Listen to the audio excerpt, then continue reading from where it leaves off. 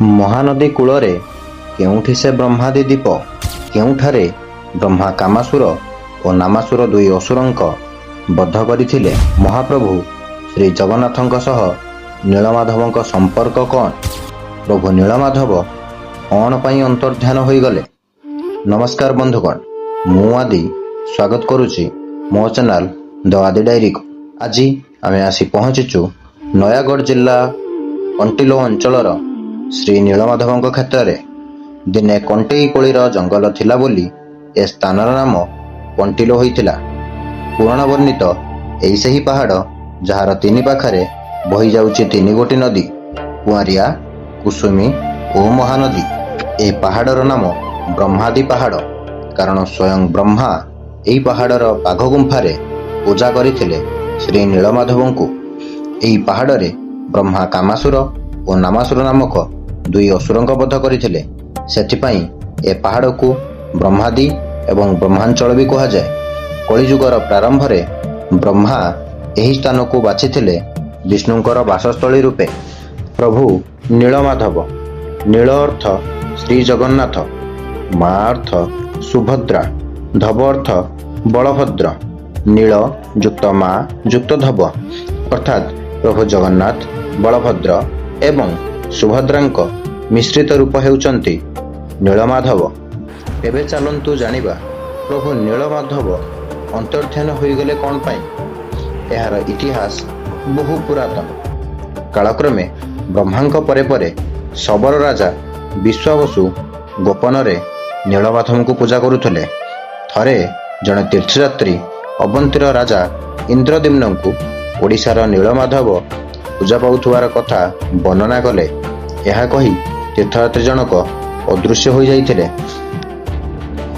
ଏହାପରେ ରାଜା ଇନ୍ଦ୍ରଦ୍ୟୁମ୍ନ ତାଙ୍କ କୁଳପୁରୋହିତଙ୍କ ଭାଇ ବିଦ୍ୟାପତିଙ୍କୁ ନୀଳମାଧବଙ୍କ ସନ୍ଧାନ ପାଇଁ ପଠାଇଥିଲେ। ବିଦ୍ୟାପତି ଖୋଜି ଖୋଜି ମହାନଦୀ ନିକଟରେ ଥିବା ଶାବର ଦ୍ୱୀପ ଜଙ୍ଗଲରେ ପହଞ୍ଚିଲେ। ସେଠାରେ ଶବର ରାଜା ବିଶ୍ୱାବସୁଙ୍କର କନ୍ୟା ଲଳିତାଙ୍କ ସହ ବିଦ୍ୟାପତିଙ୍କର ଭେଟ ହୋଇଥିଲା। ବିଦ୍ୟାପତି ଲଳିତାଙ୍କୁ ପାଣି ମାଗିଥିଲେ। ପ୍ରତ୍ୟୁତ୍ତରରେ ଲଳିତା କହିଥିଲେ, ଆମେ ଛୋଟ ଜାତି, ତୁମେ ରାଜ ପରିବାରର ଲୋକ ଭଳି ଜଣାପଡ଼ୁଛ। ମୋ ହାତରୁ ପାଣି ପିଇଲେ ତୁମ୍ଭ ଜାତି ଚାଲିଯିବ। ବିଦ୍ୟାପତି କହିଲେ, ମୋର କେବଳ ଦୁଇ ଗୋଟି ଜାତି, ସ୍ତ୍ରୀ ଏବଂ ପୁରୁଷ। ଲଳିତା ବିଦ୍ୟାପତିଙ୍କୁ ପାଣି ଦେଲେ। ଏହିଠାରେ ହିଁ ବିଦ୍ୟାପତି ଏବଂ ଲଳିତାଙ୍କ ମଧ୍ୟରେ ପ୍ରେମ ହୋଇଯାଇଥିଲା।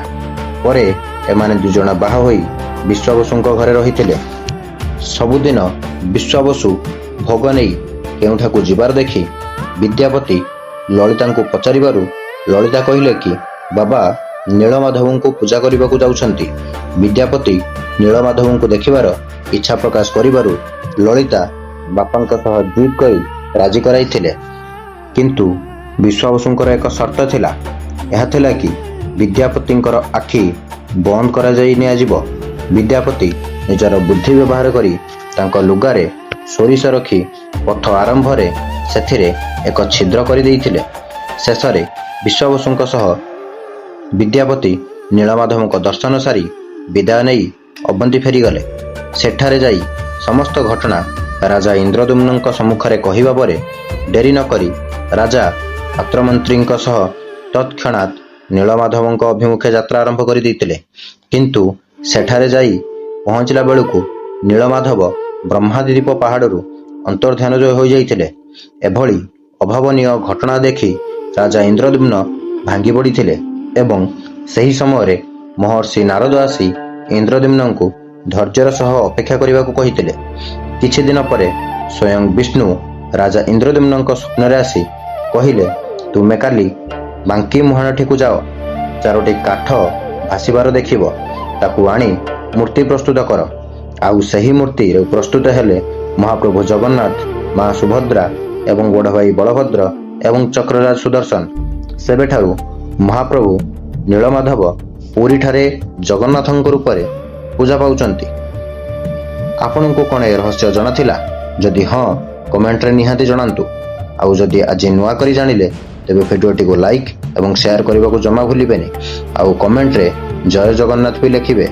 ଜଗନ୍ନାଥ ଆପଣ ସମସ୍ତଙ୍କୁ ଭଲରେ ରଖନ୍ତୁ। ରହୁଛି, ଦେଖା ହେବ ପରବର୍ତ୍ତୀ ଭିଡ଼ିଓରେ। ଜୟ ଜଗନ୍ନାଥ।